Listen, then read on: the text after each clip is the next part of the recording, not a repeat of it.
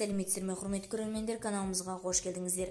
Әлемде және де Қазақстанда болып жатқан шұғыл жаңалықтарды алғашқылар қатарында біле отырғыңыз келсе, арнамыздағы подписаться және де бір ғана лайк түймесін баса кетуді ұмытпаңыздар. Лайк түймесін басқан қолдарыңыз қабаттаулы қабырғаларын ұстау нәсіп етсін.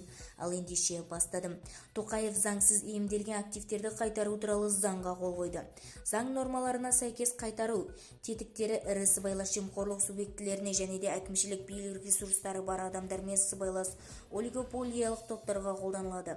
Заң жауапты мемлекеттік лауазымды атқаратын субъектілерге, мемлекеттік заңды тұлғаларға, квазимемлекеттік сектор субъектілеріне, сондай-ақ аталған тұлғалар аффилиирлерге субъектілерге қолданылады. Заң ережелерін қолдану үшін көрсетілген критерийлерге қосымша тұлғаларда заңды белгіленген шекті сомадан 13 миллион АЕК тен асатын активтер болуға тиіс. Бізді тамашалауды жалғастырыңыздар және де бір ғана лайк түймесін басып сау саламатта болыңыздар.